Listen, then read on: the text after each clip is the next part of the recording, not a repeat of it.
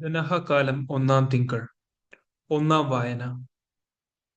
പൗലോസ് ശ്ലീഹ എഫെസൂസുകാർക്ക് എഴുതിയ ലേഖനം ഒന്നാം അധ്യായം 15 മുതൽ 23 വരെയുള്ള വാക്യങ്ങൾ. കർത്താവായ യേശുവിലുള്ള നിങ്ങളുടെ വിശ്വാസത്തെയും എല്ലാ വിശുദ്ധരോടും നിങ്ങൾ പ്രകടിപ്പിക്കുന്ന സ്നേഹത്തെയും കുറിച്ച് കേട്ട നാൾ മുതൽ എന്റെ പ്രാർത്ഥനകളിൽ നിങ്ങളെ അനുസ്മരിക്കുകയും നിങ്ങളെ പ്രതി ദൈവത്തിന് കൃതജ്ഞത അർപ്പിക്കുകയും ചെയ്യുന്നതിൽ നിന്ന് ഞാൻ വിരമിച്ചിട്ടില്ല. നമ്മുടെ കർത്താവായ യേശു ക്രിസ്തുവിന്റെ ദൈവവും മഹത്വത്തിന്റെ പിതാവുമായവൻ ജ്ഞാനത്തിന്റെയും വെളിപാടിന്റെയും ആത്മാവിനെ നിങ്ങൾക്ക് പ്രദാനം ചെയ്തുകൊണ്ട് തന്നെക്കുറിച്ചുള്ള പൂർണ്ണമായ അറിവിലേക്ക് നിങ്ങളെ നയിക്കട്ടെ.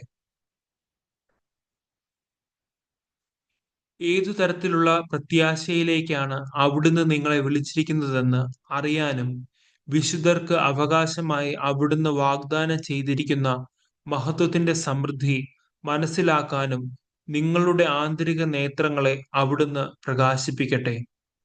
അതുവഴി അവന്റെ പ്രഭാവപൂർണമായ പ്രവർത്തനത്തിനനുസൃതമായി വിശ്വാസികളായ നമ്മിലേക്ക് പ്രവഹിക്കുന്ന അവന്റെ അപരിമേയമായ ശക്തിയുടെ മഹനീയത എത്രമാത്രമെന്ന് വ്യക്തമാകട്ടെ. ക്രിസ്തുവിനെ മരിച്ചവരിൽ നിന്ന് ഉയർപ്പിക്കുകയും സ്വർഗത്തിൽ അവിടുത്തെ വലതുവശത്ത് ഇരുത്തുകയും ചെയ്തപ്പോൾ അവനിൽ പ്രവർത്തിച്ചത് ഈ ശക്തിയാണ്.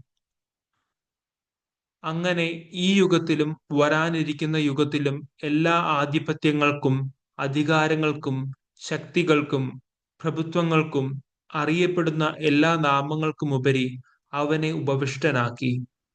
അവിടുന്ന് എല്ലാ വസ്തുക്കളെയും അവന്റെ പാദങ്ങൾക്ക് കീഴിലാക്കുകയും എല്ലാറ്റിനും മുകളിൽ അവനെ സഭയ്ക്ക് തലവനായി നിയമിക്കുകയും ചെയ്തു. സഭ അവന്റെ ശരീരമാണ്. എല്ലാ വസ്തുക്കളിലും സകലവും പൂർത്തിയാക്കുന്ന അവന്റെ പൂർണ്ണതയുമാണ്. സുവിശേഷ വായന. വിശുദ്ധ യോഹന്നാൻ എഴുതിയ സുവിശേഷം 3-ാം അധ്യായം 31 മുതൽ 36 വരെയുള്ള വാക്യങ്ങൾ.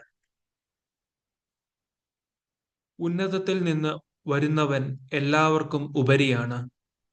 ഭൂമിയിൽ നിന്നുള്ളവൻ ഭൂമിയുടേതാണ്. അവൻ ഭൗമിക കാര്യങ്ങൾ സംസാരിക്കുകയും ചെയ്യുന്നു. സ്വർഗത്തിൽ നിന്ന് വരുന്നവൻ എല്ലാവർക്കും ഉപരിയാണ്. അവൻ കാണുകയും കേൾക്കുകയും ചെയ്യുന്നതിനെപ്പറ്റി സാക്ഷ്യപ്പെടുത്തുന്നു. എങ്കിലും അവന്റെ സാക്ഷ്യം ആരും സ്വീകരിക്കുന്നില്ല. അവന്റെ സാക്ഷ്യം സ്വീകരിക്കുന്നവൻ ദൈവം സത്യവാനാണ് എന്നതിന് മുദ്ര വയ്ക്കുന്നു. ദൈവം അയച്ചവൻ ദൈവത്തിന്റെ വാക്കുകൾ സംസാരിക്കുന്നു. ദൈവം അളന്നല്ല ആത്മാവിനെ കൊടുക്കുന്നത്. പിതാവ് പുത്രനെ സ്നേഹിക്കുന്നു. എല്ലാം അവന്റെ കൈകളിൽ ഏൽപ്പിക്കുകയും ചെയ്തിരിക്കുന്നു. പുത്രനിൽ വിശ്വസിക്കുന്നവന് നിത്യജീവൻ ലഭിക്കുന്നു. എന്നാൽ പുത്രനെ അനുസരിക്കാത്തവൻ ജീവൻ ദർശിക്കുകയില്ല. ദൈവകോപം അവന്റെ മേലുണ്ട്. നമ്മുടെ കർത്താവായ മിശിഹായ്ക്ക് സ്തുതി.